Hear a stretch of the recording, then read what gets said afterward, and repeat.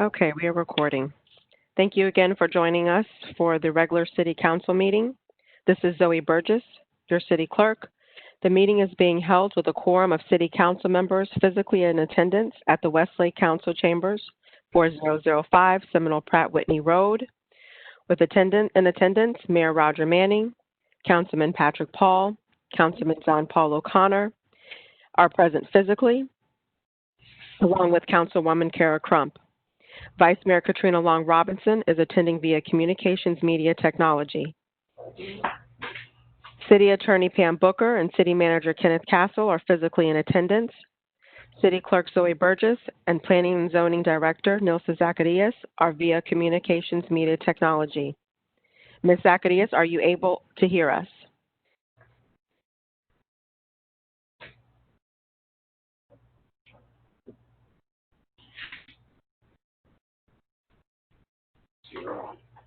Ms. Zacharias, are you able to hear us?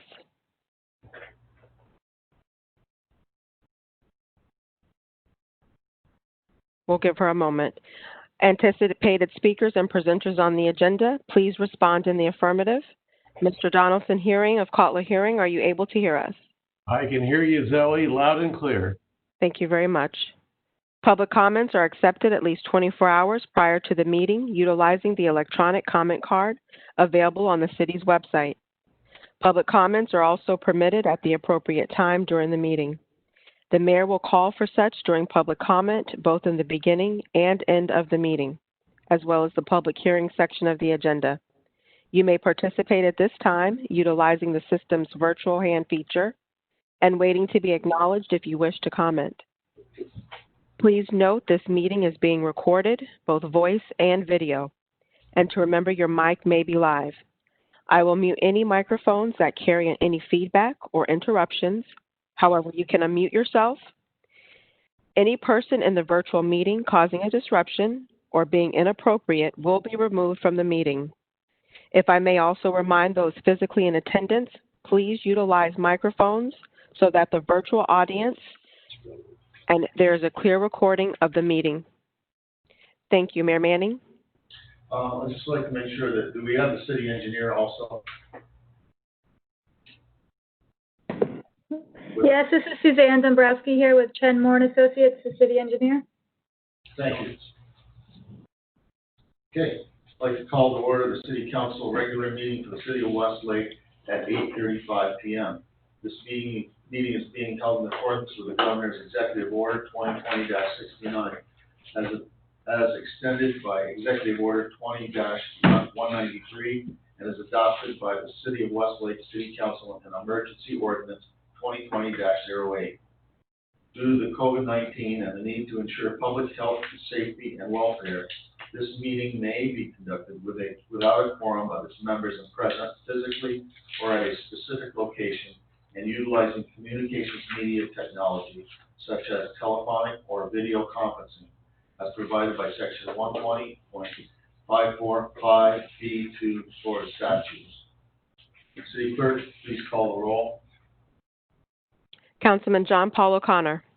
Present. Councilwoman Kara Crump. Present. Councilman Patrick Paul. Present. Vice Mayor Katrina Long Robinson. Present. Mayor Roger Manning. Present. We have a quorum, Mayor. Thank you.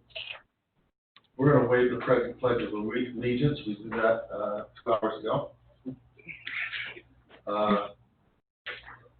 Do we have any additions, deletions, or modifications to this evening's agenda?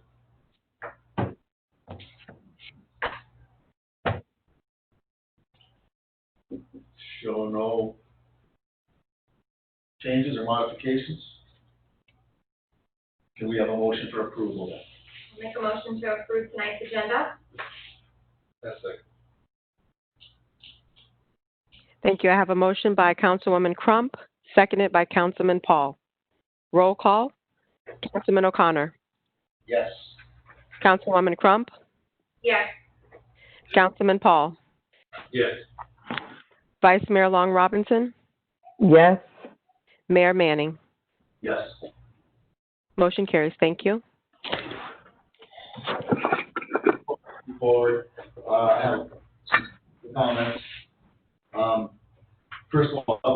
City Hall. Budget workshop meeting, I inquired as to why we did not have any money budgeted for the City Hall.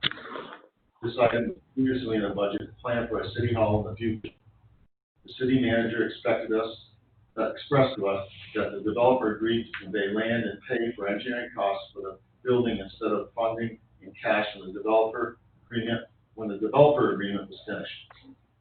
I expressed that I did not understand why the land and engineering costs had to be tied to the developer agreement, and Mr. Castle suggested that the council should speak with Mr. Carter. I did speak with Mr. Carter, and he said that he was not going to change his position on conveying the property until we have a developer agreement signed. I've been asking for the city manager for a plan for funding and development for at least 2 years. We still do not have a plan, funding, or the land impact. Second item. The council received an email from city manager on September 4th regarding the administrative process changes. And that was an email sent from Mr. Castle on September 4th at 6:35 p.m. And it states that the mayor and council attached are 2 memos for your information. Please feel free to call me if you have any questions or wish to discuss. I'm going to read it into public record, the 2 memos. They were addressed to Suzanne, number 1, dated September 2nd,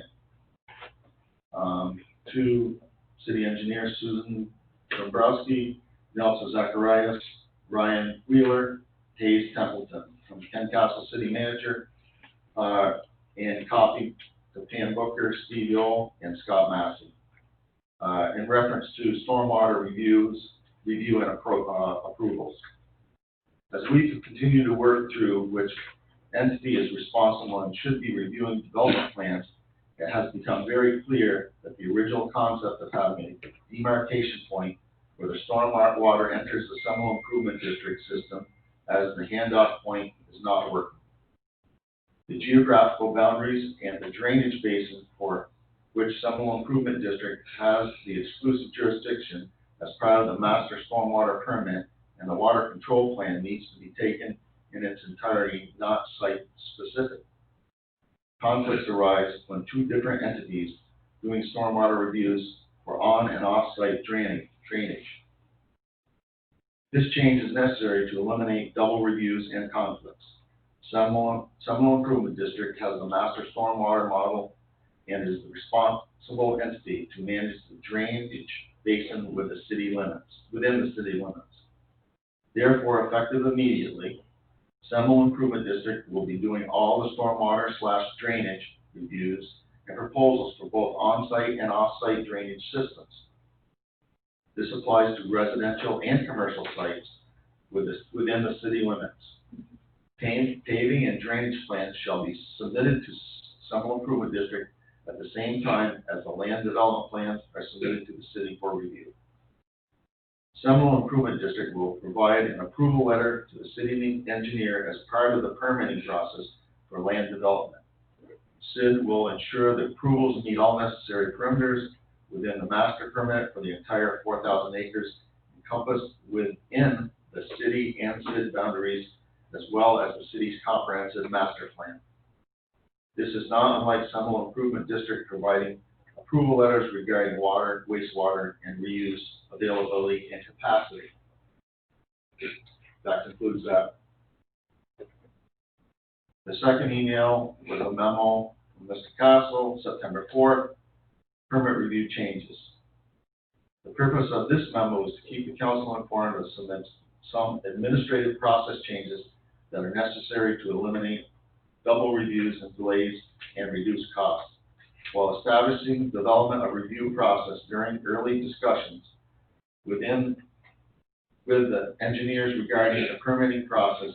It was decided that the city would review the on-site stormwater for the non-residential development, and SID would review and approve water, wastewater, reuse, and stormwater for residential, and the connection point for non-residential development. It is now clear this process is not working. it will be more appropriate and cost-effective for Seminole Improvement District to do all the stormwater review and approval for all systems, since all stormwater must be accounted for within the stormwater modeling the district engineer maintains. Therefore, as outlined in the memo to staff, Seminole Improvement District will provide an approval letter regarding stormwater as it has always done for water, wastewater, and reuse. I've also sent you a copy of the memo that was sent to the staff. And that memo was to the mayor and all the council. I responded to that letter, those memos. I said, "Hi, Ken. I hope you are having a nice time off, and I know that you deserve it. I'm concerned that we have fallen back into the pattern of not having agenda and backup material with enough time for council review before meetings. Without having time for us to review what is coming up, how are we to make important decisions regarding the city? In regards to administrative process changes, I believe that this is a matter that should be brought before the council for consideration before making this future policy." And of course, it looks like the policy was already made. Upon this, there is a lot of confusion. In regard to administrative process changes, I believe this matter should be brought before the council in consideration. The city attorney has prepared a presentation about this issue. If she would present, please. Zoe, if you could upload the PowerPoint. Just a moment.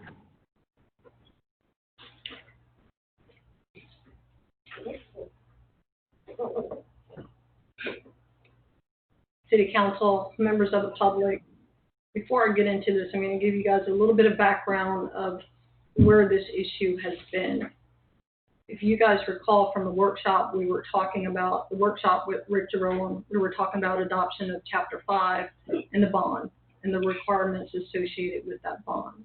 Shortly after that workshop meeting, you received a letter from Bob Diffender for SID, who wrote a letter giving you some background and history on SID, as well as giving you some additional changes he thought should have been made to Chapter 5. Essentially, what was in that letter that everyone received was deleting all of the references to stormwater from the city's proposed Chapter 5. With his opinion that those items are not within the purview of the city, but those are within the purview of SID. Therefore, the city should not be reviewing any of that information. Unfortunately, I disagree with that opinion. I'm going to try to walk you through why I disagree with that opinion, some of the regulations that are applicable to the city, where we do have to have those requirements in our code. This issue has been going back and forth for several months between the city's engineer and SID's engineer. I received late the packet of all of those emails from our city engineer with the information she has been requesting, the information she had not received, and finally her approval letters after these memorandums the mayor just read, stating that at the directive of the city manager, she has issued approvals. So I'll walk you through the background, and then I'll be happy to answer any questions you guys may have. It's the city's obligations for implementation of land use regulations. There was an opinion issued Friday by the Supreme Court of Florida regarding the governor's appointment of a Supreme Court nominee, where the rules were not being followed. That order, the justices cited Justice Scalia, which says, "To some, enforcing rules like these might seem needlessly formalistic when the result is to preclude an appointment of an otherwise qualified candidate. But formalism, as Justice Scalia observed, is what makes government a government of laws and not a government of men." The legal requirements to implement stormwater management criteria fall in several different places. One is under the Florida Statutes, Chapter 163. Chapter 403 also contains provisions for implementation of stormwater requirements. we have the city's adopted comprehensive plan, which has policies regarding stormwater. We have the existing Uniform Land Development Code from Palm Beach County. Since we have not adopted Chapter 5, the city's Chapter 5, those requirements under the county's requirements are still applicable to every development approval for the city of Westlake. We have an existing city ordinance. I call it the FEMA ordinance, but we will walk through that. Now you keep hearing this term, land development regulations. What is that? Florida statutes also define what land development regulations are. It means an ordinance enacted by a local governing body for regulation of any aspect of development, including subdivision, building construction, landscaping, tree preservation, or sign regulation, or any other regulation concerning the development of land. I give you the specific reference. These are not my words. These are language from the various sources that I will cite.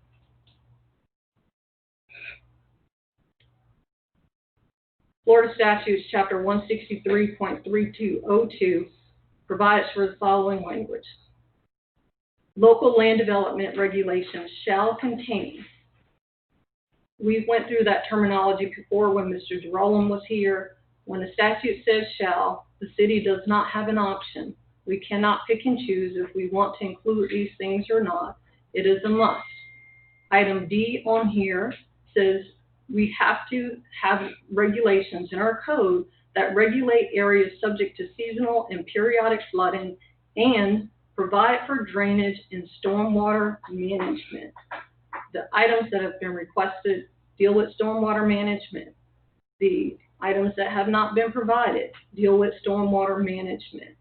So again, this is information that we're obligated to monitor in our existing code, and that's the information that the city engineer was requesting. Paragraph G here is language that's also in our comp plan, very similar language, that we're supposed to make sure the facilities are available for development before a certificate of occupancy is issued. So that's part of the initial review before the engineer will sign off on a building permit for any development in the Westlake. They're reviewing this criteria. You've also heard previously that we do receive a letter from the Summerlin Improvement District to ensure that they have sufficient water and sewer capacity to serve any of the development before we're issuing development orders.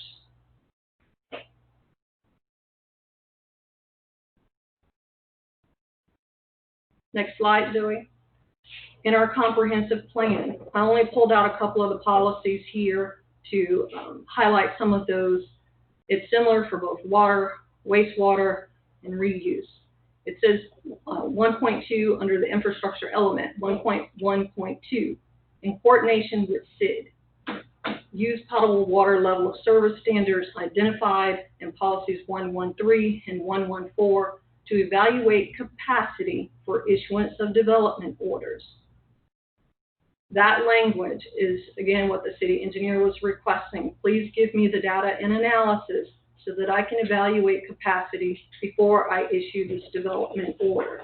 That language was not provided. To my knowledge, it still has not been provided for her to complete sufficient reviews under our own adopted comprehensive plan. Next slide, please. Additional comprehensive plan policies. Again, it says in coordination with SID, use the level of service to evaluate wastewater facility capacity for issuance of development orders. To my knowledge, there was no arguments over the evaluation of the wastewater facilities and their availability. But again, you have that language for both bodies to coordinate with each other to make sure we're doing everything properly to protect our residents. The drainage level of service standards are in tables below. The tables haven't been included, but I pulled out a couple of the items that are included in the table, that some of which the engineer was requesting verification of. You have local roads and parking lots when she's looking at those for the non-residential to make sure those elevations are correct. Arterial roads, collector roads, perimeter berms, and peak discharge. Finished floor elevations, the local road crown, parking lots, arterial and collector crowns, as well as finished floor elevations.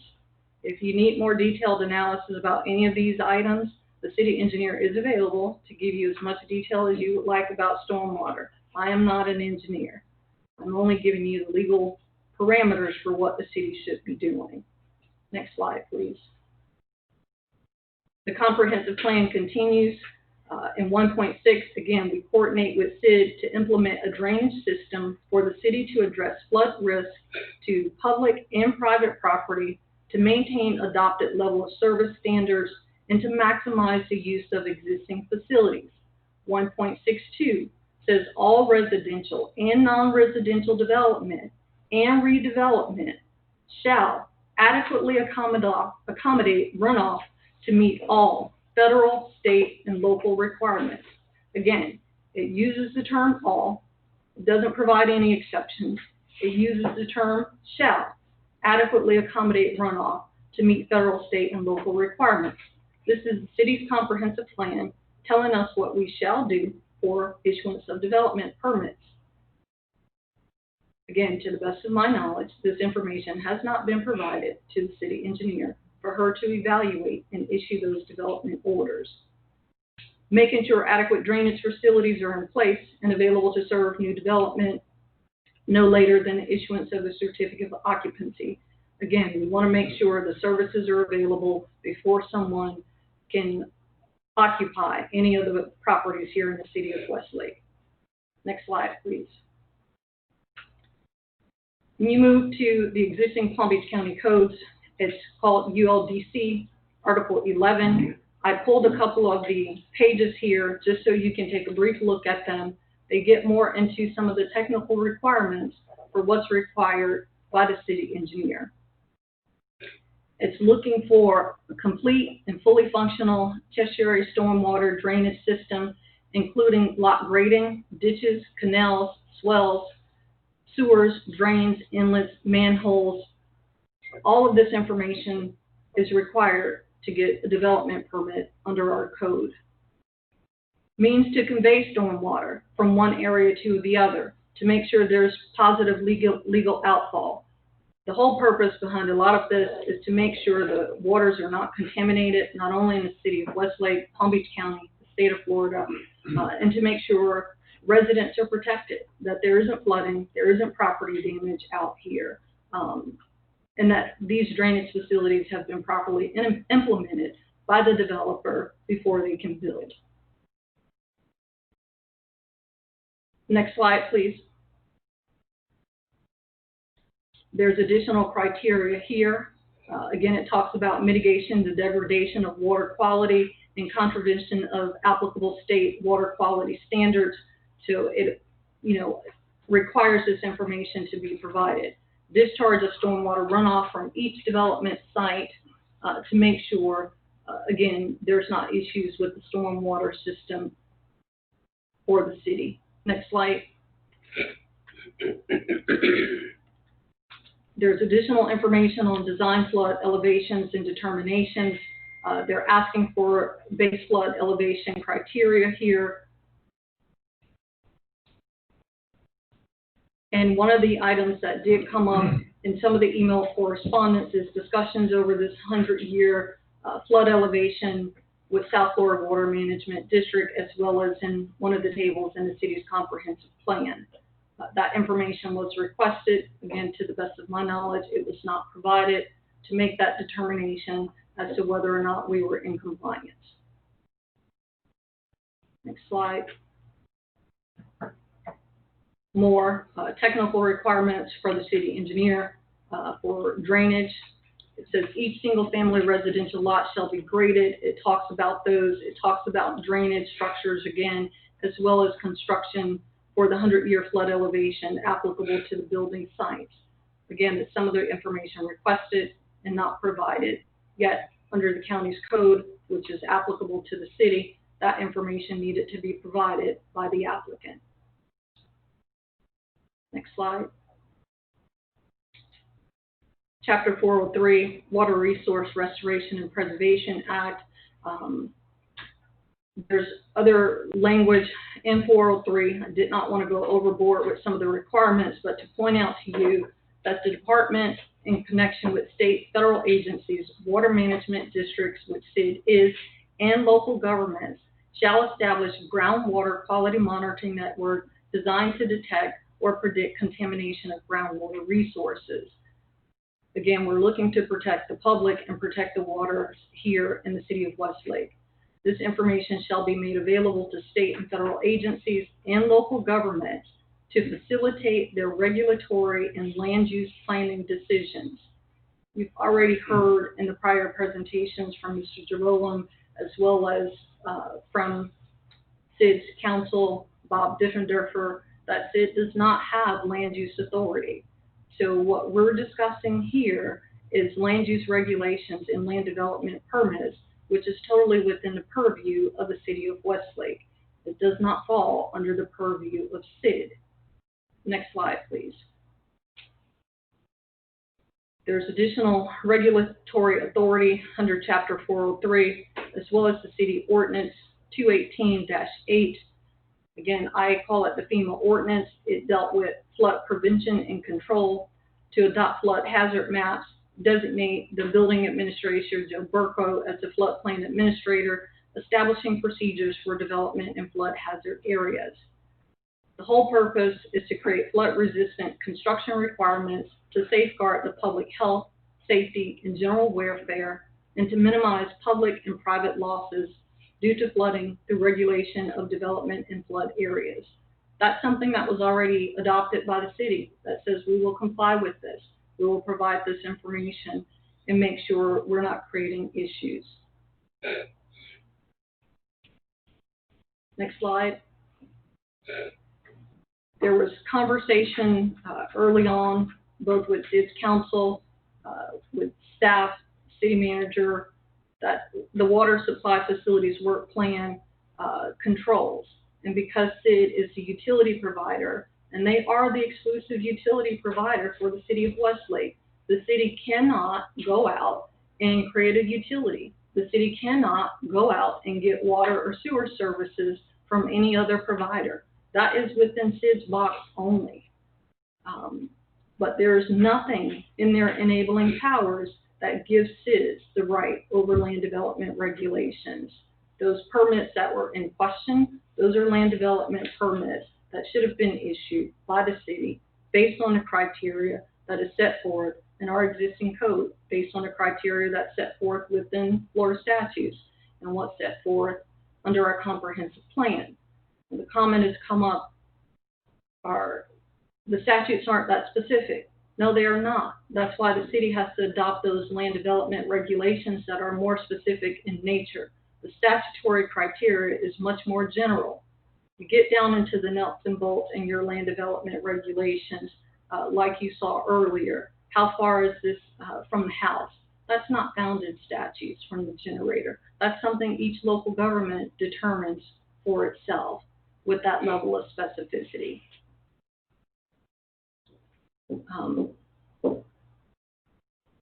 In conclusion, it's my legal opinion that those memorandums of September 2nd, 2020 and September 4th, 2020 bypasses the responsibilities of the city in carrying out the city's obligations as set forth in Florida statutes, the city's comprehensive plan, the interim ULDC, and the city's ordinances. The city does not have the right to be arbitrary and capricious in the application of Florida statutes, the comprehensive plan, the interim ULDC, nor the city's ordinance. The city cannot abrogate its responsibilities of land development for creation, implementation, and compliance with the land development regulations, in compliance with the city's comprehensive plan to SID.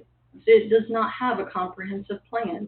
This comprehensive plan is the city's to implement, administer. That does not belong to SID. The city's ability to follow these rules and regulations is what makes a government of laws and not of men. Thank you. Question. If the city engineer is told to okay whatever Sid sends to us, and she does that without verifying it herself, is she putting herself in jeopardy license-wise? I would let Suzanne answer that question. Yes, thank you. So we have certain things that we believe, like Ms. Booker said, need to be verified for the health, safety, welfare of the public. We are relying on the city manager and city legal to direct who is doing that. So we need to verify that it's been checked, but if the city manager gives us a directive that Sid is the one doing that, then we take that directive and say that another engineer has checked it. So if at some point came back and something was wrong with what they had said was okay, who has the liability? The city or Sid? I'm going to defer to Pam for this one, as far as liability. My reading of that, my understanding of our comprehensive plan, those are obligations of the city. The city cannot call Sid and say, Sid, can you comply with this? Sid, where's the verification that you did this? Those are city obligations that we have to comply with. I don't see in the statute where it says Sid, or we give that over to Sid, or that Sid has that land development rate to monitor that. Another question for an outside question to the city engineer. Previous to this directive,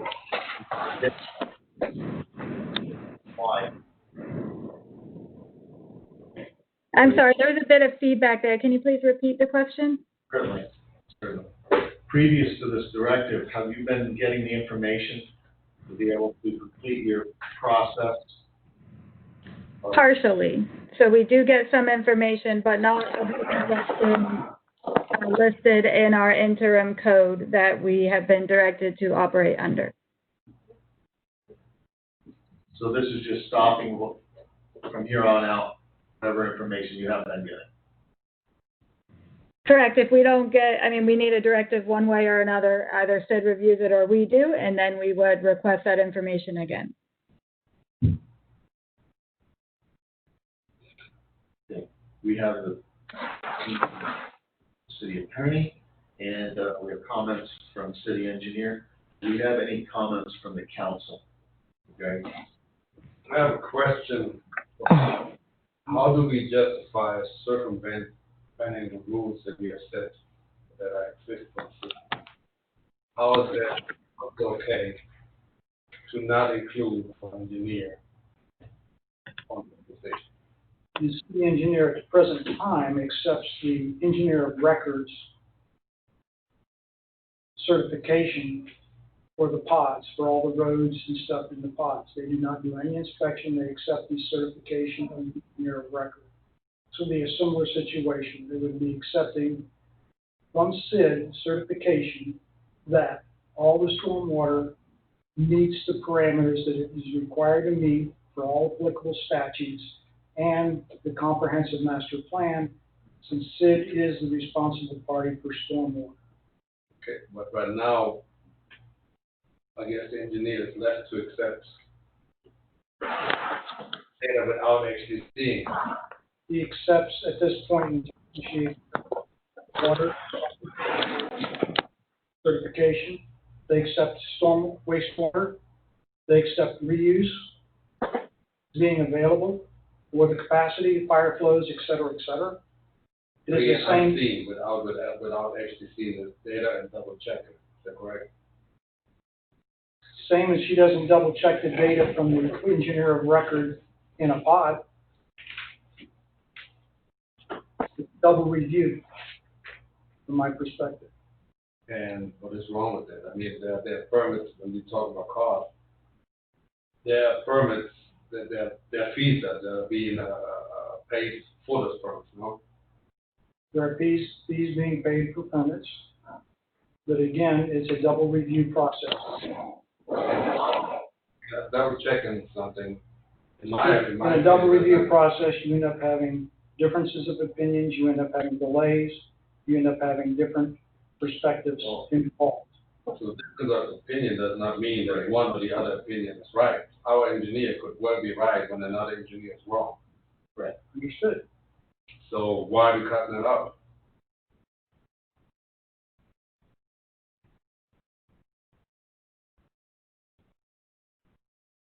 I find this very interesting in the fact that 3.5 years ago, we set it up the way we got, so that SID reviews everything off-site, and all the pods and the roads, et cetera. Responsibility for stormwater was not an issue or policy issue, because we decided that, okay, you know what? For the commercial, city can reach the inside, pick it up with these off-site. Okay? I made with the attorney in the room and the engineers when we just set it up 3.5 years ago. It's not an issue. Not by me. Because it's been denied. Not by me, because I changed the administrative process that I looked at and said, you know what, this is not working. This is not efficient, it's not working. Explain why it's not working. Yes, please. Because they kept going delays and asking for more and more and more, deeper and deeper, which is in SID's territory. SID is the holder of the South Florida Water Management Permit. It is the responsible party. I double do somebody else's work. I can rely on them to do what their job is that they've been doing for over 40 years on this property. Well, one example would be, I don't know if everybody remembers on the last meeting, quickly asked about the 7-Eleven-2 and the drainage there. As it is right now, and then can't speak about it, but not because I can't, because I don't know, but their drainage right now is not, or their drainage pond is not on their property. There's some kind of way we circumvented their lots and made it possible for the water to drain in another lot. So there are things going on that are not just, let's say, straightforward. And how do we guarantee going forward that we're not circumventing here, change something there, and then. It is SID's responsibility for the entire 4,000 acres, which it has been since 1970, to ensure that there's proper drainage. But before it becomes SID's, I understand this responsibility, the city still has, as we just heard, and know, the responsibility to make sure that on the land, on the property, that the drainage is in place before it gets to SID's responsibility. Is that correct? But the change is SID is taking the review responsibility. I'll give you a prime example. There's another district that I do work with in another city. That city cannot issue a permit for anything under 40 acres of redevelopment or development without the specific approval and permitting by that improvement district. It is the same thing. South Florida Water Management delegated the authority for all stormwater to that improvement district, and the city cannot do a permit at all. For improvements, for renovations, for anything until it gets a sign off from that district, because that district is responsible for the stormwater. If you were not on SID as well as on Westlake, would you make the decisions that you make or not? Yes, I would, 100%. You would, as city manager, as property engineer, not to look at the paperwork that's been sent from another entity? Because I would instruct my engineer, as I've done in the past in other communities where I've been a manager. If it is another entity's responsibility to handle it, they need to handle it. You need to look at their paperwork, but you need to say, hey, if I got an issue, you raise an issue with that engineer. You need to look at it, and that you made the key word right But from the other engineer, not from the applicant. This is being requested from the applicant. What I'm saying is, it should be from the engineer of SID. If SID provides documentation to the engineer, if the engineer has a question, they go back to the engineer of SID and say, hey, clarify this for me. It's not the applicant, it is the other governmental entity that they're dealing with. Let me ask you this question. Mm-hmm. The directive from the council to have this review, that information in so that we could review it, what would you do then? I do it. That's right. I have a couple comments, if I may. First and foremost, I'll say, I don't think we should give up, relinquish any of its oversight on anything, ever. Okay? That's comment number one. Comment number two is, we really, really need to operate on a trust but verified platform. Trust first, verify, not the other way around, not three things. Okay? Trust, when we need to verify, we need to have the ability to verify. What's really happening here is a fundamental breakdown in communication between all these departments. I think we should ASAP schedule a workshop between us and SID. Let's all get in the room like adults and hash it out. Just get it done. Previously, I wasn't, pushing these staff reviews very hardly. I thought we need to focus on COVID. In retrospect, maybe it'd be a good opportunity to rehash everybody's description and guidelines and really kind of see who's supposed to be in what lane at what time. I think we just need to really, really do a better job of everybody working together. Not to have this infighting all the time, right. And I don't like it. That being said, I would love to schedule a workshop to bring all the departments together and get into a room together.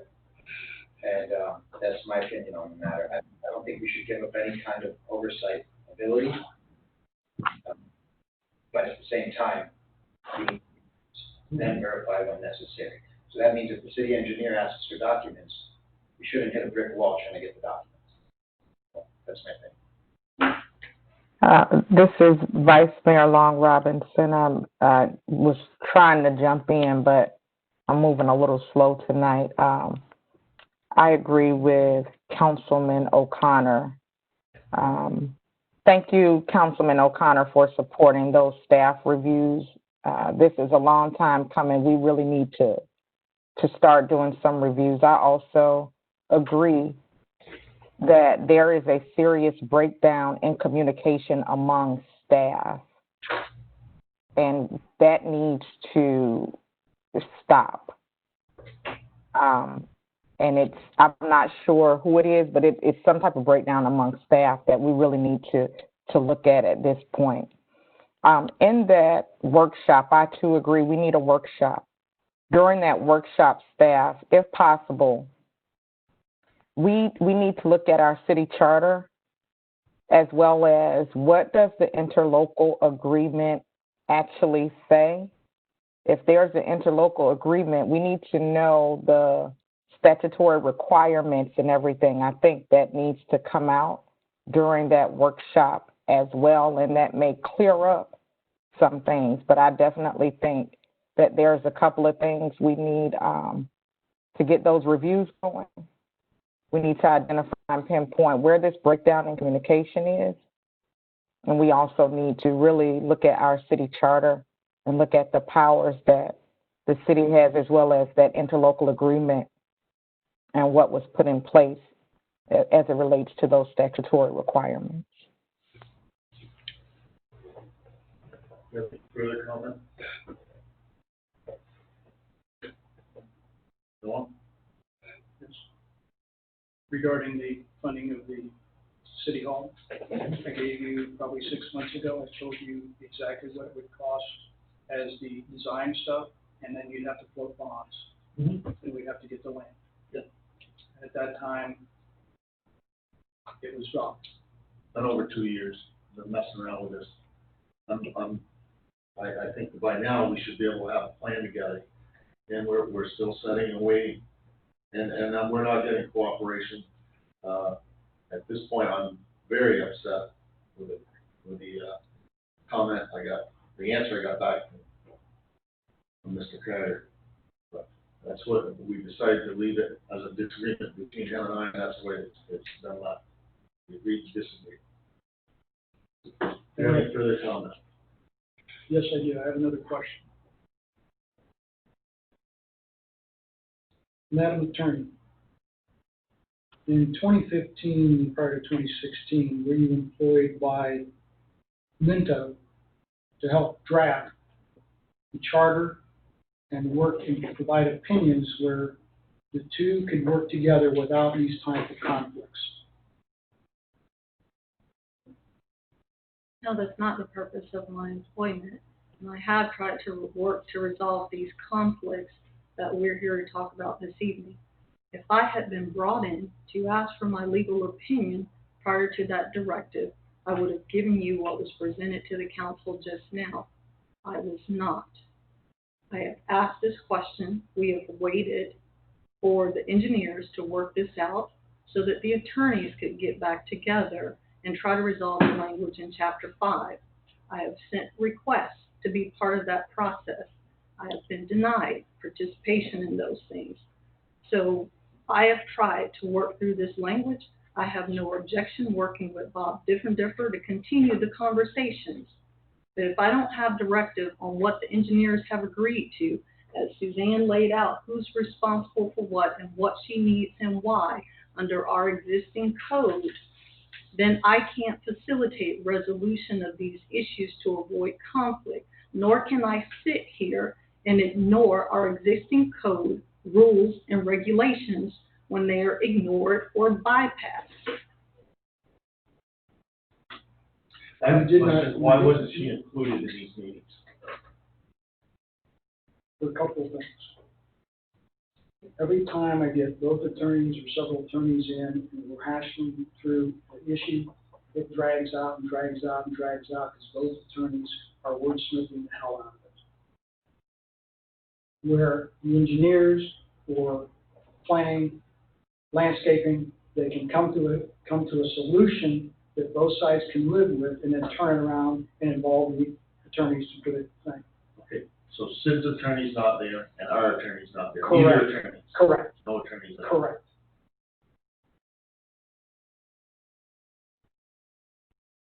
Bottom line, this is not gonna stop.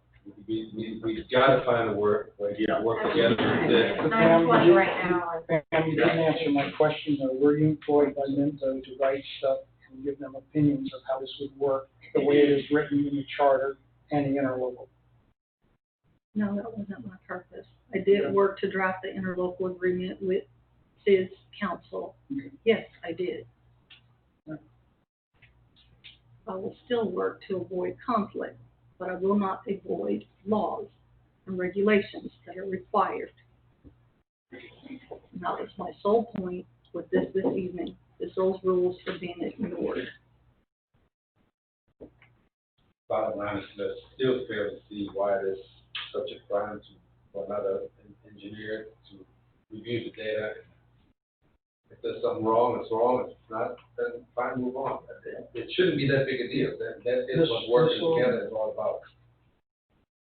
Until the joint meeting and it gets hammered out, city will review stormwater on their commercial sites as we had set up in the beginning. Not a problem. Anything else? Let's schedule that workshop. Okay, I wanna make a motion now. Point 1, direct the city manager to revoke the policy directive, which you already said you would do. Yep. Memorandums issued on September 2nd, September 4th, giving Sid the authority to approve all stormwater drain reviews and approvals for both on-site and off-site drainage systems for residential and commercial sites with the city, commercial and residential. Residential was never set up in the original, Mr. Mayor. Okay. Still in my motion. Sid shall not provide approval letters for compliance with city's land development regulations, nor the city's comprehensive plan. 3, the information required under the city's interim code, Palm Beach County ULDC, shall be provided to the city engineer for review and approval. Stormwater criteria proposed in Chapter 5 shall be included to comply with the legal requirements for management of stormwater. Next, the approval with conditions issued by the city engineer for tax collector's office land development on September 3rd, 2020, per the city manager's directive shall be rescinded as not in compliance with the law and with the ULDC. Next, the approval with conditions issued by the city engineer for Pod O Groves Phase 2 land development on September 2nd, 2020, per city manager's directive shall be rescinded as not in compliance with the law and with the ULDC. Next, all approvals by the city engineer shall comply with the laws, rules, and regulations as required. Information requested and required by the city engineer shall be provided. Next, all developers and all development approvals shall comply with the laws, rules, and regulations as required. And the last would be Councilman O'Connor's comment, and that would be to have a Westlake City Council meeting ASAP, which I would think that we're talking about the first, sometime early October at this point. That's my motion. This is Vice Mayor. Would that include that interlocal agreement wording as well? Would it include what the interlocal agreement states as well? Yes. Okay. And charter. And charter, absolutely. And thank you. Got a question on that motion. That's probably more for the city engineer. How long would it take to review?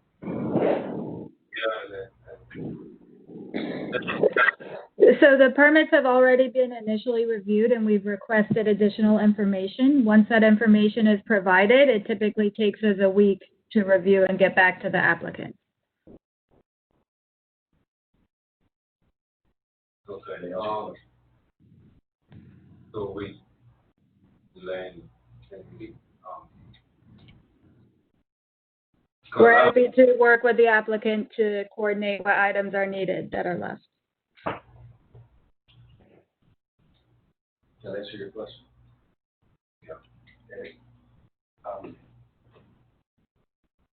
There was a lot to digest. A lot. And I agree with a lot of it, especially the last line of it. Yeah, well, you took the words out of my mouth, so that's why. I absolutely agree with a lot of it, but when we start talking about rescinding approvals and things like that, I just need time. Amen. I agree. I just couldn't, on the fly, second that. I agree. Hear the impact from staff, what kind of delays, if there would be any delays. There's just too much there for me to get behind that. I respect it, I agree with many of those lines. I kind of wish it was like 9 different motions. Because some of them would. Well, we can make them different ones if we need to. When it gets that committed. But I would need time, and that's not something I can do on the fly like this. Okay. So, Mayor, I don't even believe it needs to be in a resolution. I understand what the direction of the council is. We'll put back in place where the engineer is doing the review. Not a problem. Does not need to be in the form of motions. okay. Amen. Who said amen? I'm Harry. I don't want. Well, I mean, we shouldn't, I just don't think punishing the applicant for this in-house debacle that we got going on here. Agreed. At this time, I think it's a far stretch. We do need to get a fix on this. We need to get together. So just working together, and then. I think I can work with the engineers on both sides of the equation, get the thing done to make sure that the city is okay, that Suzanne is okay with her review in a very short period of time without any delay to the applicant or rescinding any prior approvals by the city or anybody else. We have a city attorney for a reason. That there's any legal issues, then she needs to be brought in and those things. It's just that simple. Let's schedule this workshop so we can respectfully request that our engineer gets the information that she needs. I don't want to get caught up in unnecessary All litigation business. again and having to pay for whatever. It's unnecessary in my belief. Well, I'll withdraw my motion except for this part, which is gonna, I know that the city manager has already said that he would, allow the city engineer, the documentation that she's asked for, to make her evaluation. That still has to stand. Let's see.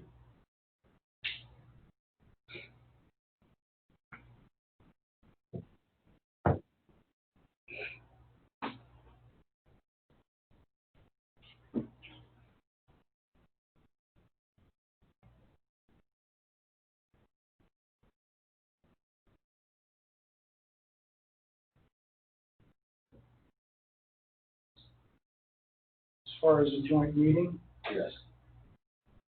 would October 7th, Wednesday, October 7th, or Wednesday, October 14th, which is preferred by the council? I would say sooner the better, but Yes. I'm open to either. What time is Yep. the meeting? I would say 6:30. I'd like to request that it's in person. You Yes. get a lot more That's fine. accomplished.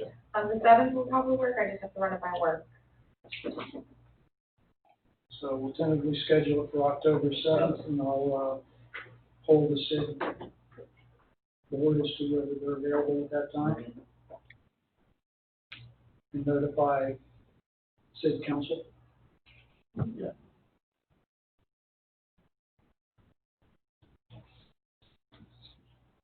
Okay, so I'm just amending my motion for the city manager to allow the city engineer to have the information she's asking for here forward, and that we have set up a meeting early in October, preferably the 7th, to move forward.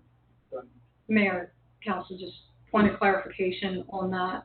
The approvals the engineer did was that she's approving it without having any of that information, She does not have- without reviewing any of the information, and relying on Sid's approval for all of that information and analysis. Okay. In my opinion, that approval is insufficient because those are city responsibilities and requirements. So my question then is, instead of rescinding it, how do we handle that? Just modify it. I'm fine with it being modified as long as she can get the information and review and approve it. Modify her approval, same as she does approvals with conditions. That's fine, and not rely It's on not an Sid's confirmation of those things. I just want to make sure you guys understood that point. Okay, no, I didn't, so thank you. for If you were to find something that, which you would normally say, well, I cannot approve that, then what? They have to come into compliance. No. On behalf of the applicants, of both the tax collector and the other applicants, I'm sorry, Mr. Herring. Can I interrupt, please? that. Yeah. Mayor, are you taking comments from the audience at this time? I will. Okay, before we have Mr. Herring, we've had someone with their hand raised for public comments. Can we please recognize someone from the audience first? Yes. Thank you, Mayor. Danny, if you'll unmute yourself, you have your hand raised. Do you still have a comment? User that's identified as Danny.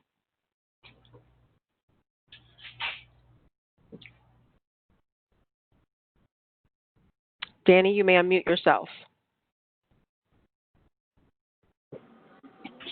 Danny, would you still like to make a comment? I've unmuted you. No. Okay, thank you. Thank you, Mr. Herring. You may continue. well, thank you, Mr. Mayor and council members. For the record, Donaldson Hearing. And on behalf of the Palm Beach County Tax Collector, Minto, as it relates to Parcel O, all of the plans have been reviewed, be consistent with the requirements of the South Florida Water Management District permits that have been issued. That has been confirmed by Seminole Improvement District. That has been confirmed by the professional engineers for each of the projects and the permits that have been put before you. And it's put before creating a duplicative review just creates additional cost and bureaucracy to the process. So this has been reviewed. It's been thoroughly reviewed by not only the professional engineers that have submitted the applications, by Seminole Improvement District, their multiplicity of engineers between Caulfield and Wheeler, through their lawyers at Lewis, Longman and Walker, as well as the South Florida Water Management District. To create the additional duplicity of review, to me, is nothing but additional cost to the city and additional cost to every applicant that comes before this city. So I would respectfully request. Are you saying that our engineer is not professional? Because it sounds like you're saying that she couldn't add anything to this in case. No, Mr. Mayor, in no ways. Your engineer is very professional. I'm just suggesting that to the extent that we have a multiplicity of engineers that are reviewing this, especially the South Florida Water Management District, who is responsible for issuing the permits, as well as Seminole Improvement District's engineers, as well as the engineers that are responsible for certifying the documents. Creating another fourth or fifth level of review is just duplicative. So I just want to make sure that we express our opinion. I hear you. Okay, back to the motion. The motion was that the city manager provide the city engineer with the documents that are needed for approvals. Just for the record, I don't think it's the city manager who was keeping the documents from her. Well, he's not allowing her to have them, because he's the one who said that she couldn't have them. No, I said she should rely on the information supplied by What's the that city. saying? You're saying that she couldn't have the documents. So just in itself, I think the motion should be to formally rescind those memos. Yeah, That's fine. yeah. No problem. Uh, Why do you agree with that? Okay. Second is we're going to have a meeting tentatively on October 7th, 6:30 p.m. between Sid and City of Westlake Council. Correct. There was one other item. City Attorney, can you help me on that? Yes, that was for the approvals. They will be modified so that the city engineer can receive that document in our existing code and review those permits and make any comments she deems necessary if that data is not sufficient.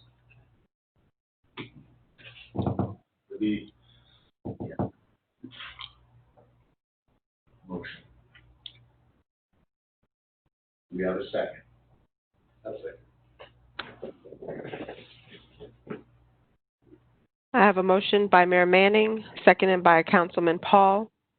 Roll call vote. Councilman O'Connor? Can we just read the motion again? I just want to really understand what I'm saying. Sorry. What part do you want? I'll say my part and I'll have the city attorney say the one I couldn't remember. Okay. The city manager is going to revoke or rescind his memo that states that the city engineer is planner. We did. Right. Okay. Just to rely And on in the meeting. Yeah, in the meeting. Go on. Okay. And third. Yes, that the engineer will receive the information necessary and modify those permits. Those reviews will not come from city. So just so I understand better, and this is why I wanted time to unpack, are we suggesting that our city engineer does an additional thorough review, or are we just suggesting that if she asks for information, she gets it? She has never been able to do the review. I will pull out her correspondence and show you. She has asked for the information repeatedly. never given the information. So she says, at the direction of the city manager, I will take the approvals from Sid. Is the city engineer still on the line? Yes, I'm here. Is this what for you? This is what we want? I mean, is this perform your function as engineer? So if the applicant provides the information we requested, we can check it against the code requirements. Yes. And that's in essence what the motion is? Yes. Then yes. Sorry. Don't understand. Yeah. Just for the record, this does not delay the applicant at this point in time. It does. It's a delay, no question. Is that? It does by at least a week. They've argued. Delay. Okay, Zoe? we got a motion, we got a second on the floor, we have one yes. Let's move on. I had a comment that I didn't get to make. My hand's been raised. Oh. This is Tara Dewey. Mayor, do you acknowledge Tara Dewey to make a comment? We're in the middle of a vote. No, she needs to speak. I understand my hand was raised during public comment. I don't think it got seen. Zoe?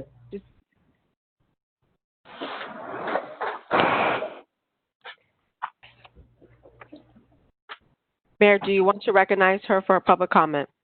Okay. Hi, Tara Dewey, Lewis, Longman, and Walker on behalf of Minto PBLH LLC. I just want to say, to the extent that this motion affects permits that have been approved on behalf of Minto applications, I would just say that this was not an item that was given, we were given no notice of this. We have had no opportunity to rebut any of the information provided or explain what's really happening. And therefore, I think we've been deprived of due process to have this decision made tonight before you. So I would ask that you reconsider rescinding the permits or changing them in any way without giving us an opportunity at a future meeting to discuss and present the issues with you. Thank you. Amen. Thank you.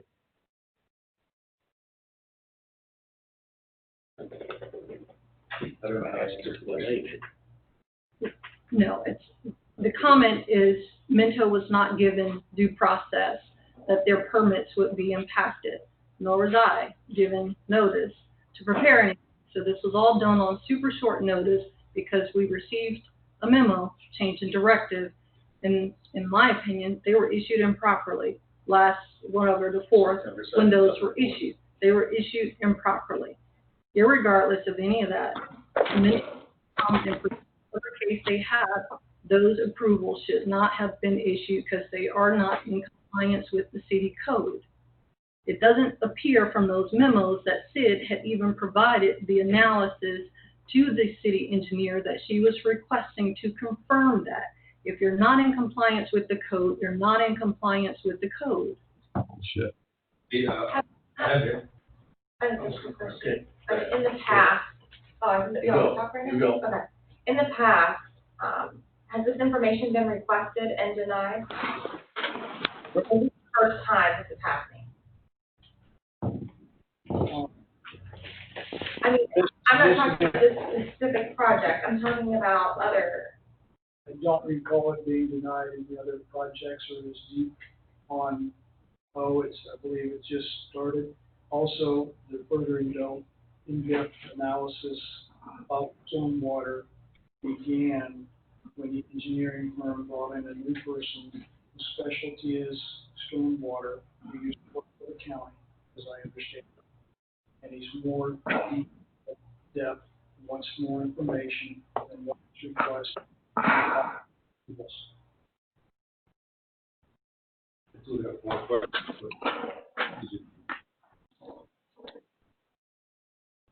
Do you expect to find something that would cause us not to go forward with this permit?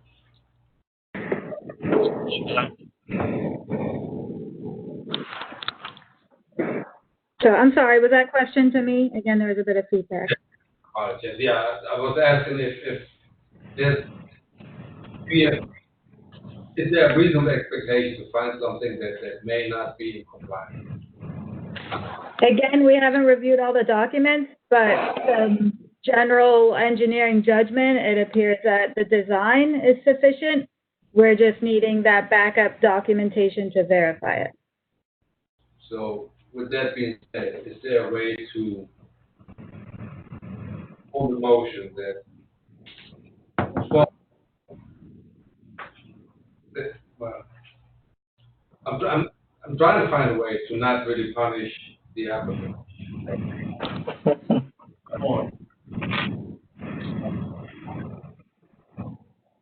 Do we have the ability, like we did with the now we have time to review?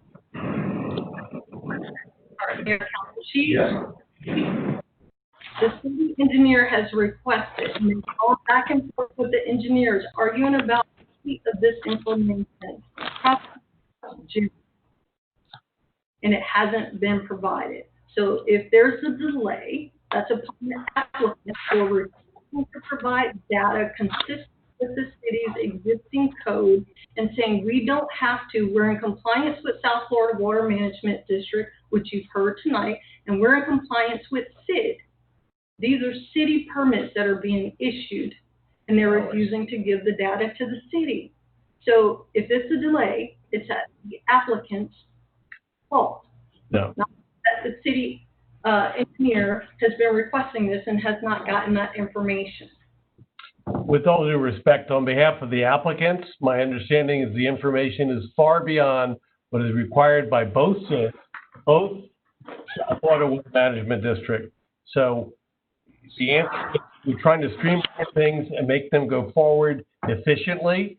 If you want confirmation of specific data, all the applicants are willing to provide that, but it must be consistent with the requirements of the Improvement District and the South Florida Water Management District. It can't be additional data that's made up and additional criteria that's not consistent with the city code. So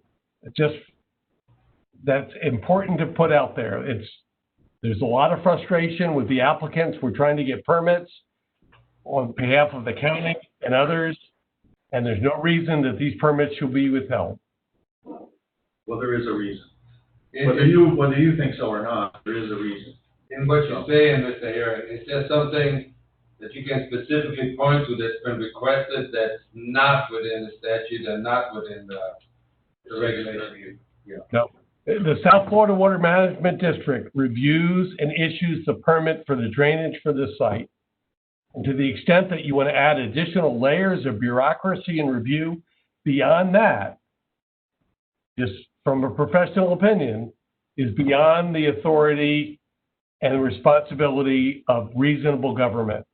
There are lots of layers of review. Single Improvement District, South Florida Water Management District. Now you want to add on a whole additional level of an engineer that's coming involved and trying to review something that they don't necessarily totally understand and add additional opinion to the equation. So, Our city engineer understands the documentation that she's asking for.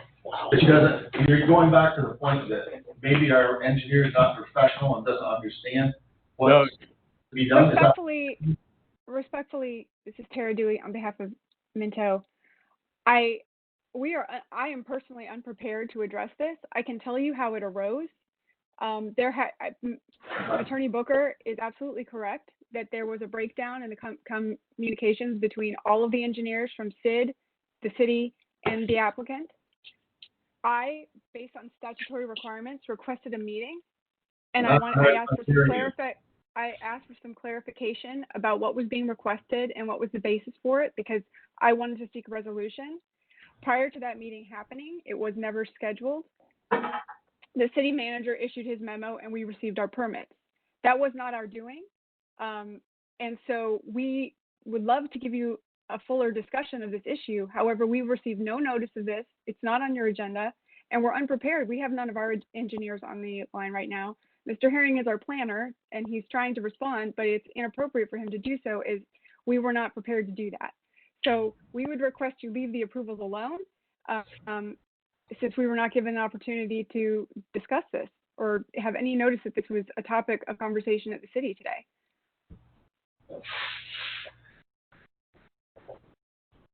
We still have a motion on the floor. And it's been seconded, and we have one yes. Let's move forward, Zoe. Yes, Mayor. We have a motion made by Mayor Manning, seconded by Councilman O'Connor. Roll call vote. Councilman O'Connor? Actually, I did not second the motion. Patrick, I'm sorry? the second was by, I'm sorry, seconded by Councilman Paul. yeah. Roll call, Councilman O'Connor. I absolutely hate to do this, but I'm gonna say no, only because it's too much to unpack, and I don't wanna punish the applicant. You already said no. Okay. Councilwoman Crump. I'm gonna say no as well. Councilman Paul. Well, I second it, so.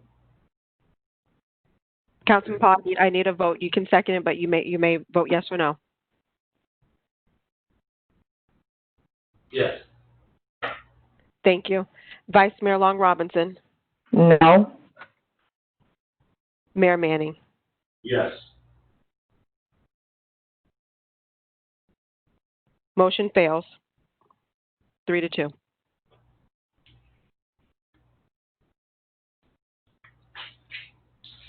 Okay. Can we redo the motion with the Well, first as a two mayor, votes? I totally understand what has been said, and it will be happening.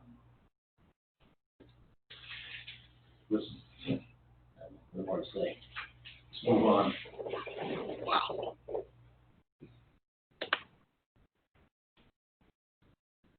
Okay.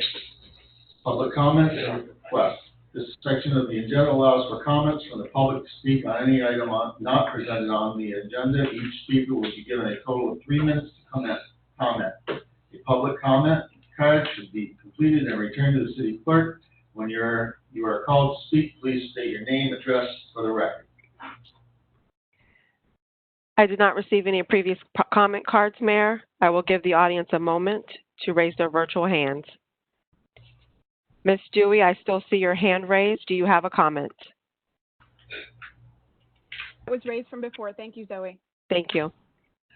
Danny, I still see your hand raised. Do you have a comment?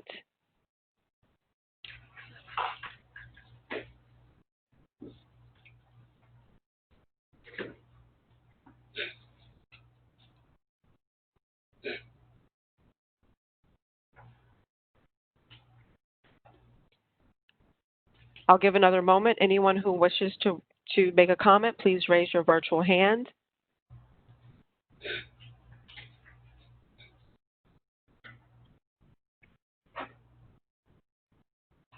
I see no additional comments, Mayor. Thank you. Okay, we move on to the consent agenda. We have a number of items on the consent agenda, which are mostly drafts of workshop meetings and council meetings going back to May 20, 2020. We'll take that one first. Do we have a motion do we accept drafts? Or Draft until you approve, until approved? but that way, in case there's any changes or Okay, modifications. gotcha. So do we have any changes or modifications to any of the items on the consent agenda? Item A.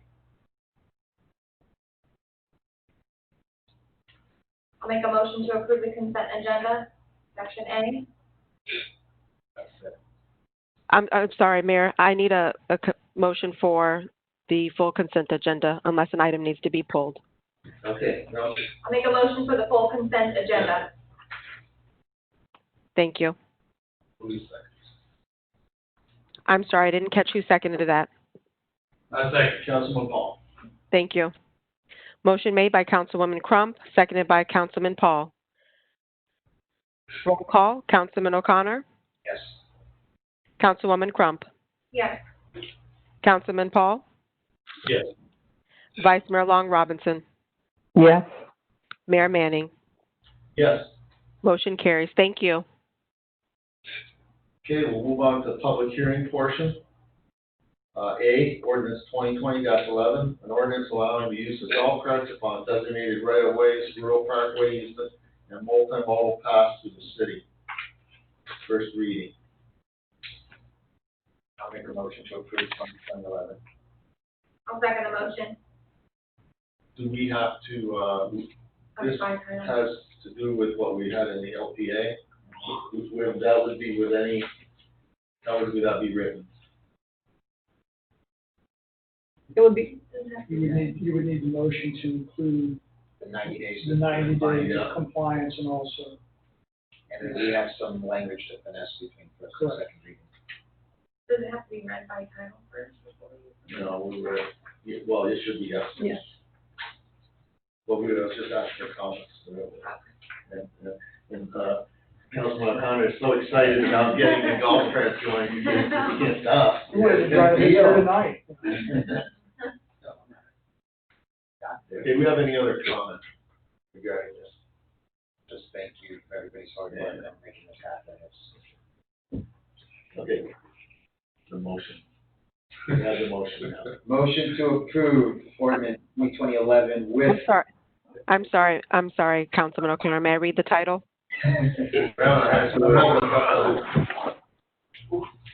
For first reading, ordinance 2011, an ordinance of the City Council for the City of Westlake, Florida, allowing the use of golf carts upon designated city roads in the City of Westlake, Florida, providing for definitions, providing for codification, providing for conflict of law, providing for severability, providing for implementation, and providing an effective date. I'll make a motion to approve ordinance 2020-11. I'll second. Oh, okay. Thank you. Motion made by Councilman O'Connor, seconded by Vice Mayor Long Robinson. Roll call votes. Councilwoman Crump. Yes. Councilman O'Connor. Yes. Councilman Paul. Yes. Vice Mayor Long Robinson. Yes. Mayor Manning. Mayor Manning. Yes. Thank you. Motion carries. Good thing your camera's not working.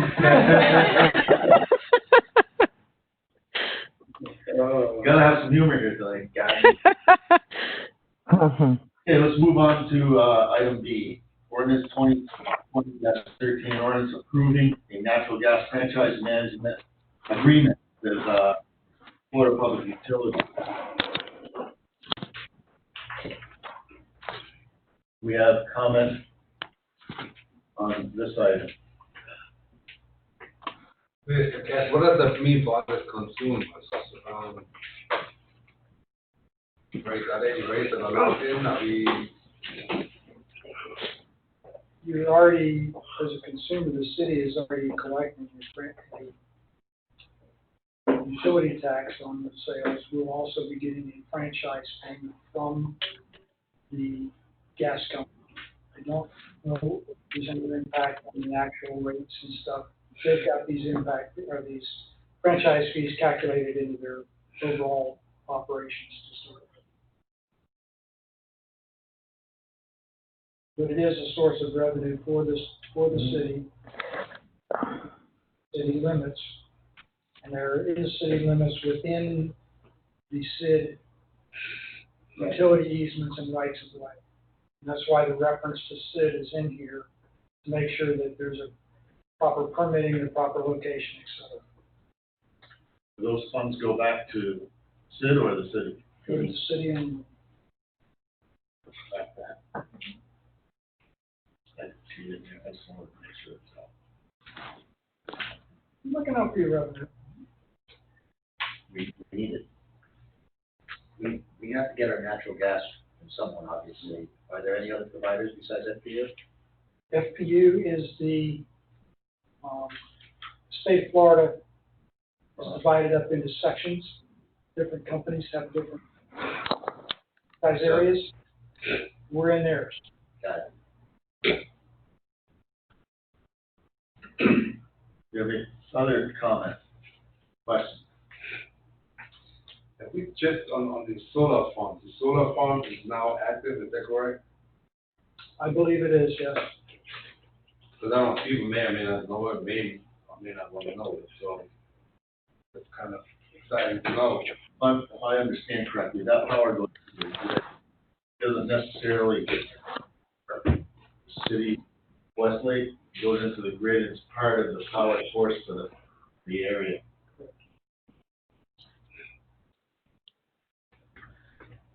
Okay, if there's no other further comment, Zoe, can you read by title, please? Yes, this is the first reading for ordinance 2020-13, an ordinance granting to Florida Public Utilities Company, its successors, and assigns a non-exclusive franchise for a period of 30 years to sell, distribute, transport, and transmit natural manufactured or mixed gas in the city of Westlake, Florida, prescribing the terms and conditions under which said franchise may be exercised, making findings, providing severability, providing an effective date upon final passage.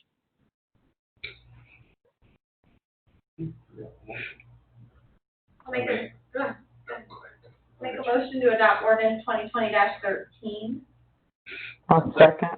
Oh, sorry. Motion made by Councilwoman Crump, seconded by Vice Mayor Long Robinson. Roll call vote. Vice Mayor Long Robinson, Yes. Mayor Manning, Yes. Councilman Paul, Yes. Councilwoman Crump, Yes. Councilman O'Connor. Yes. Motion carries. Thank you. Thank you. Move on to item C, resolution 2020-26, a resolution for the final plat for the estate of Westlake Pod P.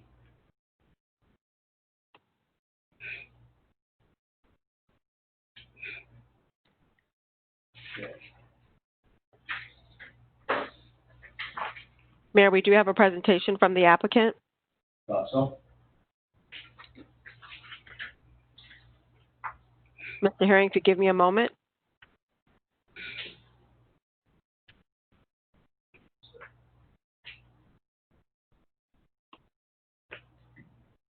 I'm not We really. don't have access.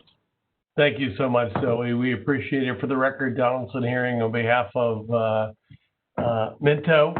And this is a request for a subdivision for 76 single-family homes to be located just to the immediate east of what we refer to as Pod O, or the Groves. And so this community will be known as the Estates at Westlake. Really don't have much more to discuss. It's pretty simple. Staff has recommended approval. We have staff approval from the city staff. And this is just a technical plat that's before you this evening. I'm more than happy to answer any questions.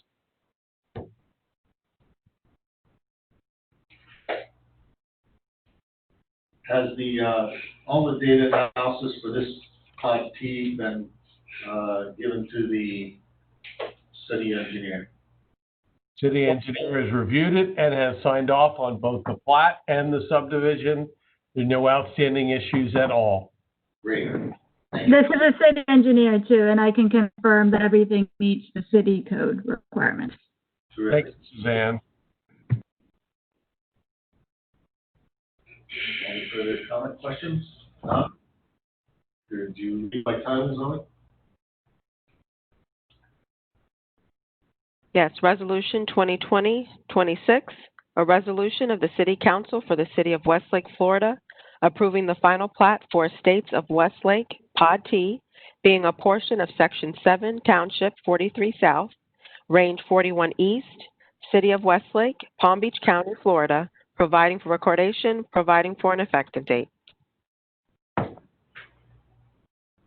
Thank you. Mr. Mayor, thank you very much. We look forward to bringing this project forward to you. To make a motion to approve. I'll second the motion. Motion made by Councilman Paul, seconded by Councilwoman Crump. Roll call vote. Councilman O'Connor, Yes. Councilman Paul, Yes. Councilwoman Crump, Yes. Vice Mayor Long Robinson, Yes. Mayor Manning. Yes. Motion carries. Thank you. Item D, ordinance 2020-09, amending ordinance 2016-3 to establish the Planning and Zoning Board by changing the composition of the board. This is the second reading. Any questions, comments on this item? This is a second reading.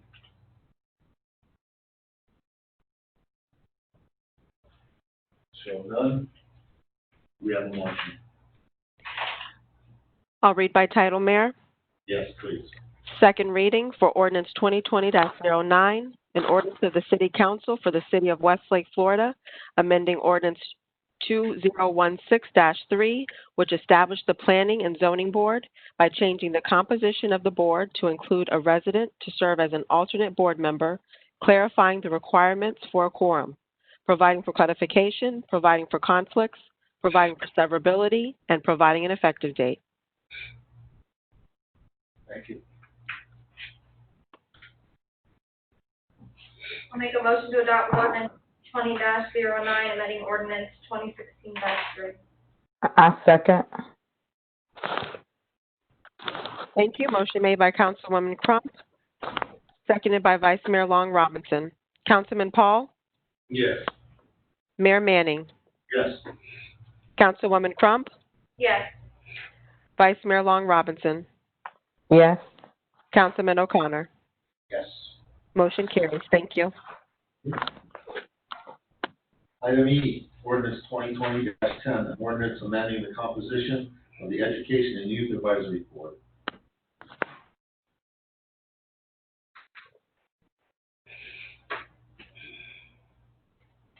Do you have any comments, questions on this item? Not? Zoe, can you read by title, please? Yes. Second reading for ordinance 2020-10, an ordinance of the City Council for the City of Westlake, Florida, amending the composition of the Education and Youth Advisory Board, providing for a conflicts clause, providing for severability, providing for codification, and providing an effective date. I make a motion that we move forward with the adoption of ordinance 2020-10, our Educational and Youth Advisory Board. A second. Motion made by Vice Mayor Long Robinson, seconded by Councilman Paul. Mayor Manning? Yes. Vice Mayor Long Robinson? Yes. Councilman Paul? Yes. Councilwoman Crump? Yes. Councilman O'Connor? Yes. Motion carries. Thank you.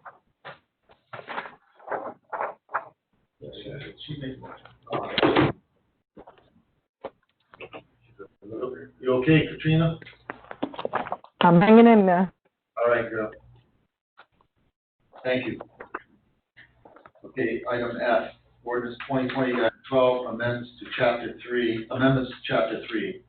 to add additional setback provisions for residential zoning of residential 1, R1, and residential 2, R2, first reading.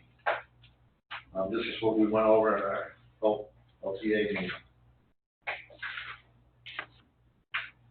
This is where we need to allow for permits to be Process was not issued until second reading. correct. Well, you're gonna do it anyhow. So, okay, so we have any other comment or questions regarding this? With this language modification. Yes, okay, Zoe, can you read by title, please? Yes, this is the first reading for ordinance 2020-12, an ordinance of the City Council for the City of Westlake, Florida, amending Chapter 3 entitled Zoning Districts and Standards to include additional setback provisions for residential zoning districts of Residential 1, R1, and Residential 2, R2, providing for codification, providing for a conflicts clause, providing for severability, and providing an effective date. I'll make a motion that we adopt ordinance 2020-12 with an additional provision that allows for permits to be inputted immediately in between first and second reading, as to not delay the process further. I'll second the motion. Motion made by Councilman O'Connor, seconded by Councilwoman Crump. Roll call.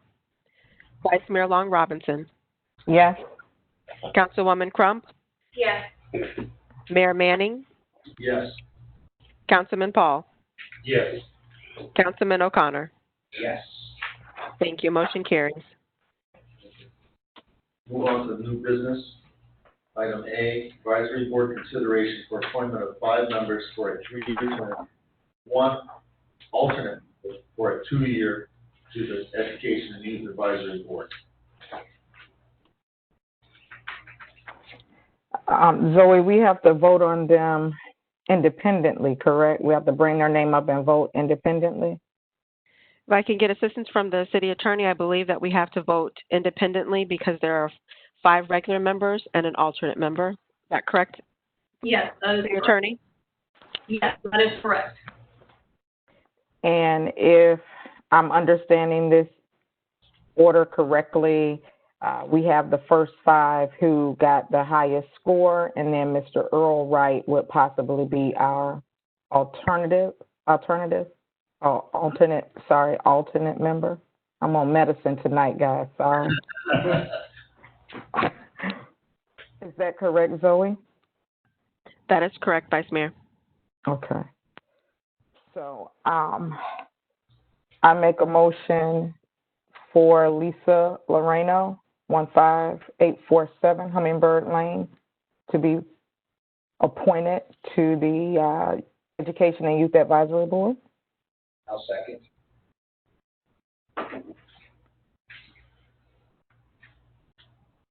Do we have to go individually and vote, or just do the name? First 5 in one shot or no? Vice Mayor? Yes, I'm here. I'm sorry. The city attorney? Individual appointments, guys. Okay. Sorry. Okay. Okay. We have a motion for Lisa Lorano, made by Vice Mayor, seconded by Councilman O'Connor. Roll call vote. Mayor Manning, Yes. Vice Mayor Long Robinson, Yes. Councilman Paul, Yes. Councilwoman Crump, Yes. Councilman O'Connor. Yes. Okay. Motion carries. I'll make another motion for Robin, and I'm sorry if you're on and I mispronounce it, Medvids, 1-5, to be appointed to the Education and Youth Advisory Board at address 15971 Whippoorwill Circle. I'll second.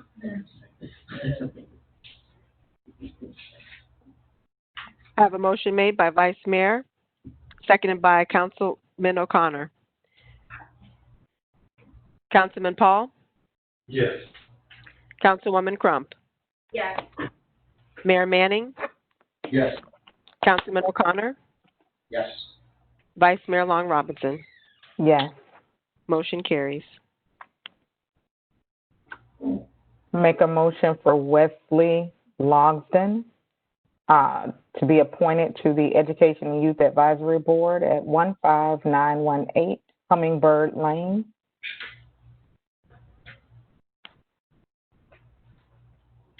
I second. Motion made by Vice Mayor, seconded by Councilman Paul. Roll call vote. Councilman O'Connor, Yes. Councilwoman Crump, Yes. Councilman Paul, Yes.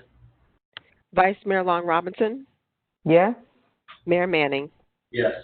Motion carries. Make a motion for Jennifer Bermudez to be appointed to the Education and Youth Advisory Board. She's at 16091 Whippoorwill Circle. I second.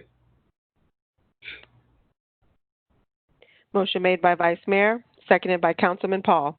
Mayor Manning, Yes. Vice Mayor Long Robinson, Yes. Councilman Paul, Yes. Councilwoman Crump, Yes. Councilman O'Connor. Yes. Motion carries. Thank you. And last but not least, Mr. Earl Wright to be our alternate member, board member for the Education and Youth Advisory Board, and he's at 15931 Rain Lily Way. I'll second. Thank you. Motion made by Vice Mayor Long Robinson, seconded by Councilman O'Connor. Roll call vote. Mayor Manning, Yes. Vice Mayor Long Robinson, Yes. Councilwoman Crump, Yes. Councilman Paul, Yes. Councilman O'Connor. Yes. Motion carries. Thank you, council. Thank you. That was it's great to see these people get involved in the city and be on this board. I'm very happy to see that.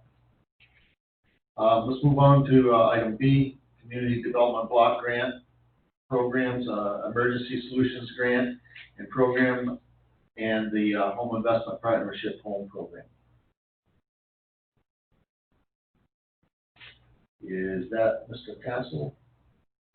Mayor and council, this was before you guys previously. There was one section in here, 13, that we did not have sufficient information to affirm regarding the city having a policy in place for enforcing police prohibiting excess force by law enforcement.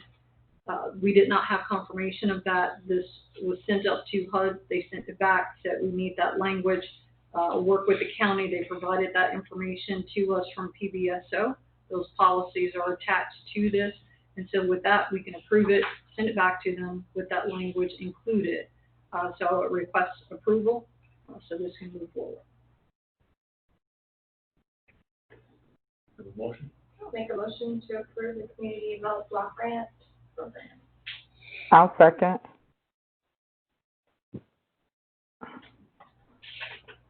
We have a motion by Councilwoman Crump, seconded by Vice Mayor Long Robinson. Councilwoman Crump, Yes. Mayor Manning, Yes. Councilman O'Connor, Yes. Councilman Paul, Yes. Vice Mayor Long Robinson. Yes. Motion carries. Thank you.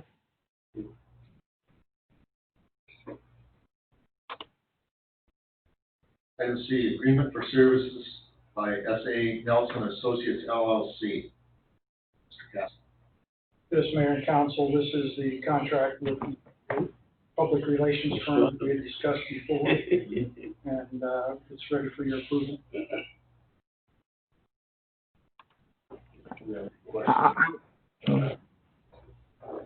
Can you just expand on it quickly?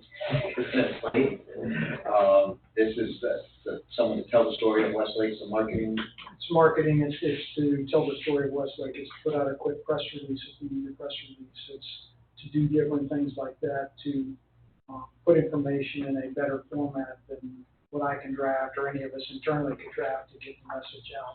And the story of Westlake, like where we're at, where we're going, hot things that are going on. This would be coming from the city as opposed to what's out there of the building, basically. Correct. Cool. Like, it's who we are, where we are, and where we came from, kind of information and the vision of the city, putting it out there on the From website. the city's perspective, not Correct. I like it. And again, it's set up to be not a all-inclusive, it's a one-off.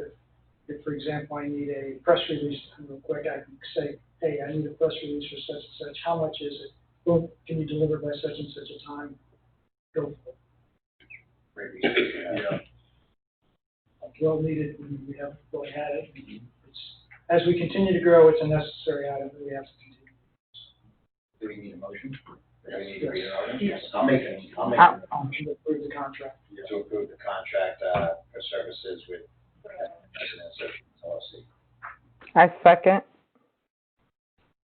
Motion made by Councilman O'Connor, seconded by Vice Mayor Long Robinson. Councilman Paul, Yes.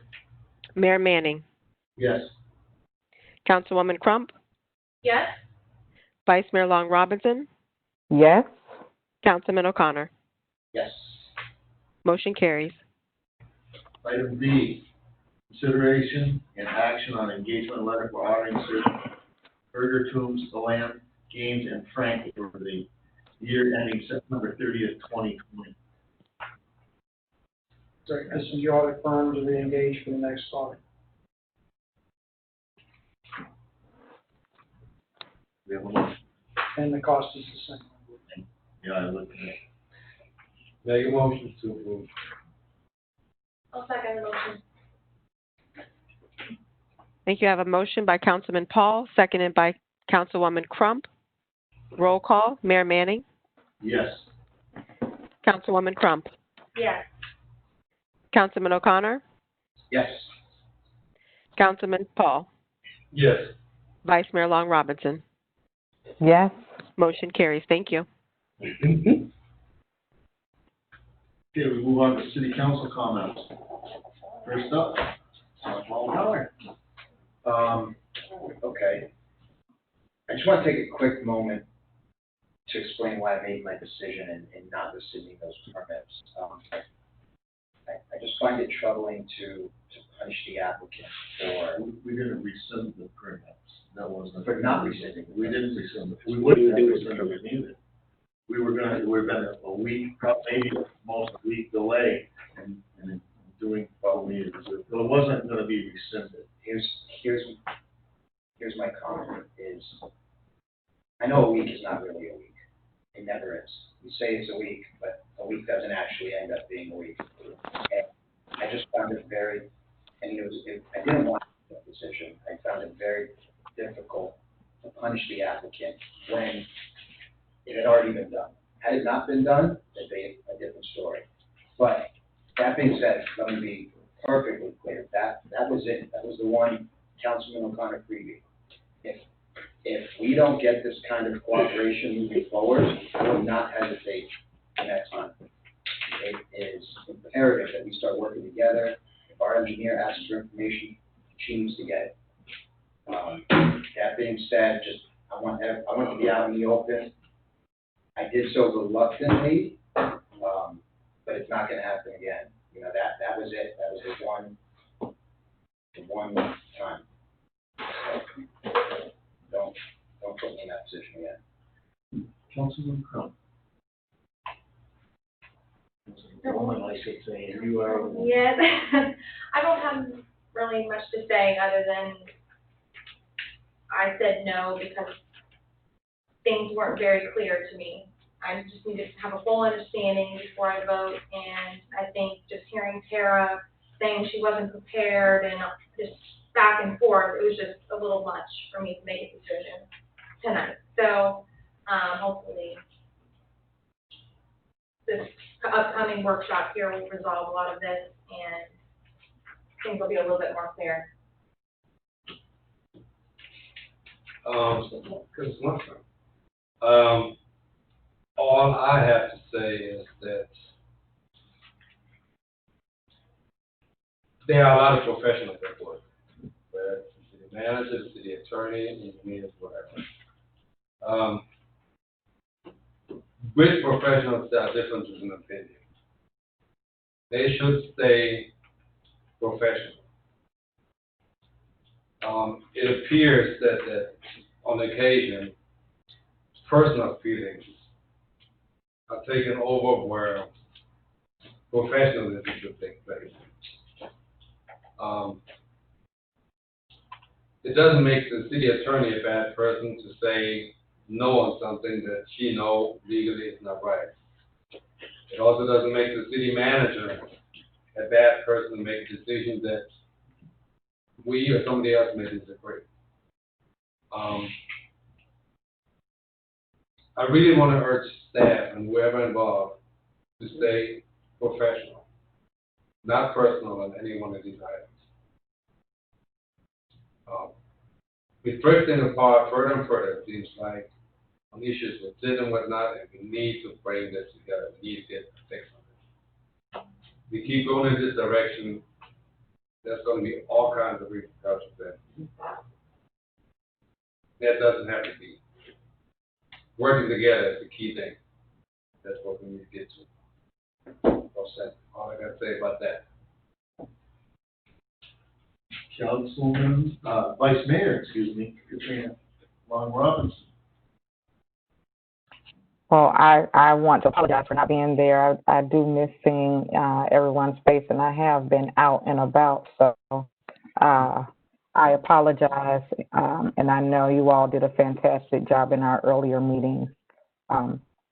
Just piggybacking on what we said earlier, we really need to go ahead and get these workshops done so that we can get one accord, so that we don't have what happened this evening, just a lot of misunderstanding and miscommunication for the most part.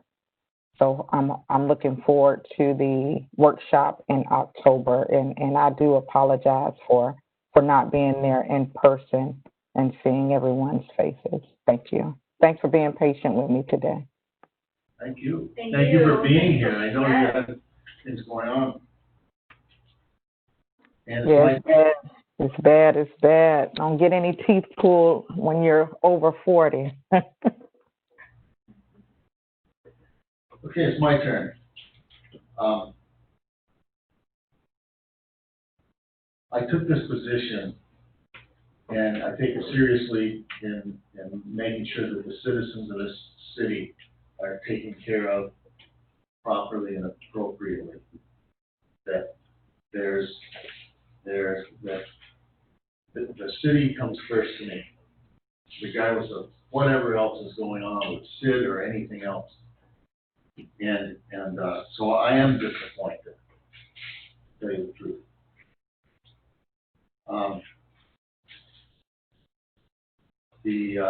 The vote counts. So with that, I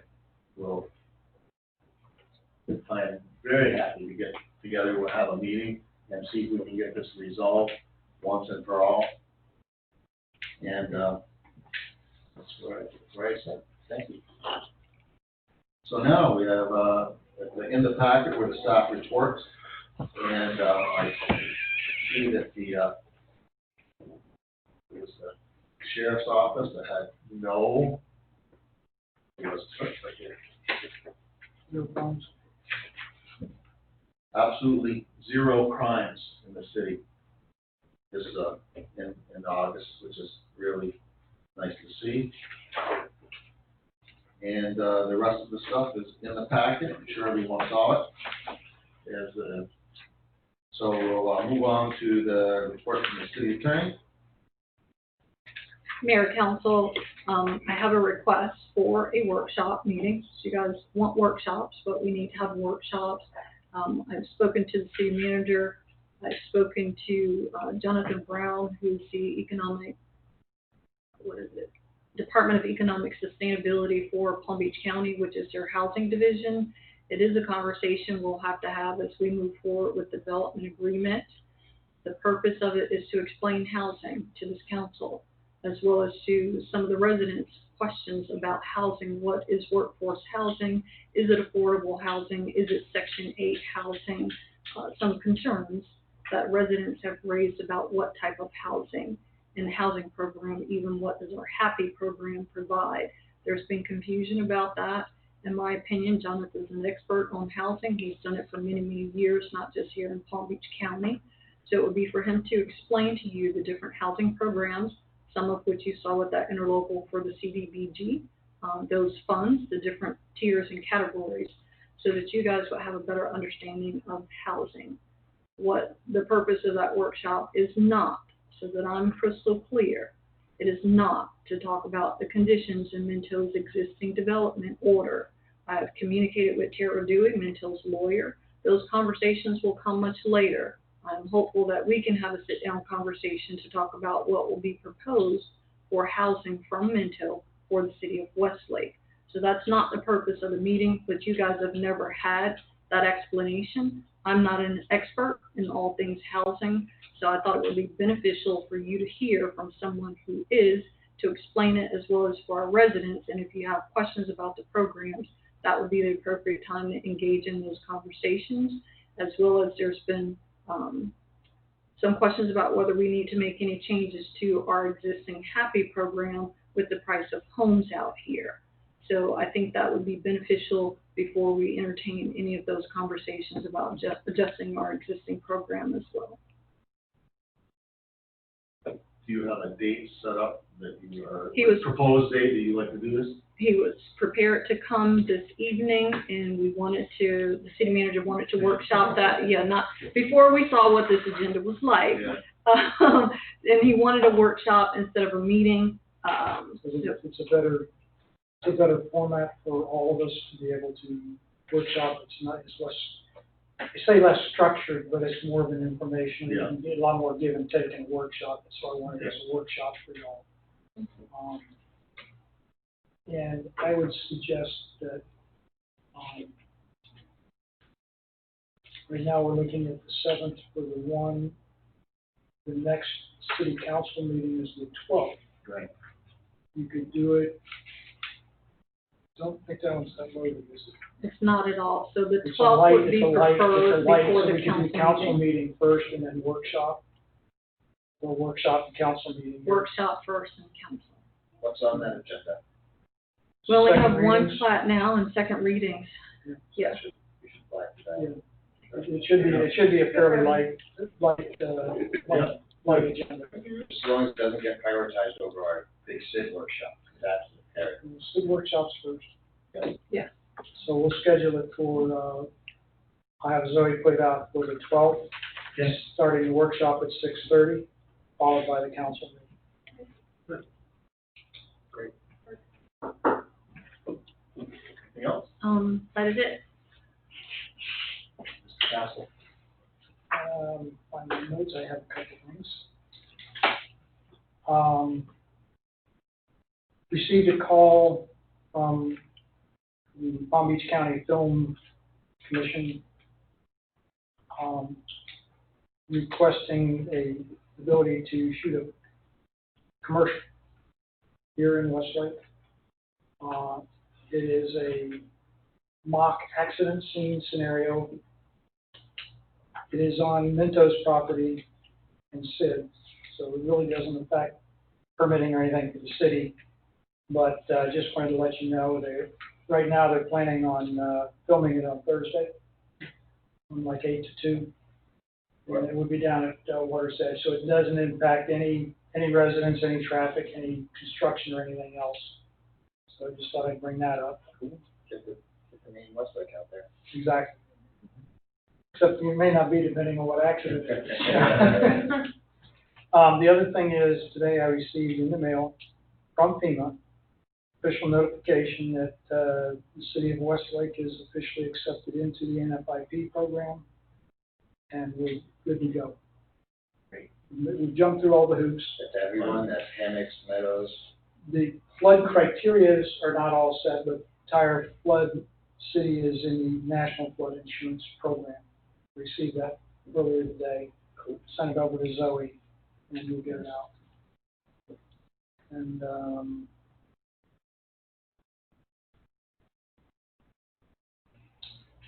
I think that's it, other than that, pushing for Publix. Anticipating possibly October, but I don't think it's going to make it, so it's probably going to be on your November meeting for plat and site plan. There's some things that aren't quite in yet in our discussion today. We were hoping to try to do it for October, but it's jamming it too tight, and one of the discussions we've had is, yes, we're moving fast, but we're over jamming ourselves, and we're creating issues by jamming it too tight for reviews to happen on a timely basis. So that one will be probably on the November meeting. And that's all I have. Except I have a lot of documents for you to sign, Mr. Mayor. I saw the final already.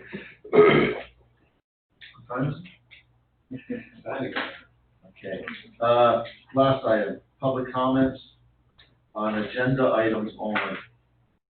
This section of the agenda allows for comments from the public to speak on items only presented on the agenda. Each speaker will be given a total of 3 minutes to comment. A public comment card should be completed and returned to the city clerk. Mayor, I didn't receive any previous comment cards. If there are any members of the public that wish to speak, please raise your virtual hand. Please state your name and your address. If you're unable to raise your virtual hand, you may unmute yourselves.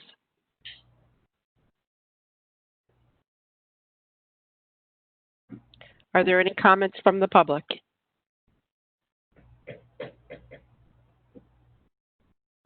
Mayor, I see no additional comments. Okay, with that, our next meeting, which would be subject to change or be canceled, is October 12th, 2020 at 6:30 p.m. And we will adjourn 10:33 p.m. This is a record.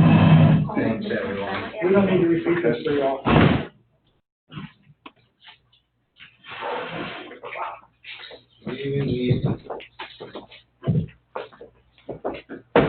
Oh, boy.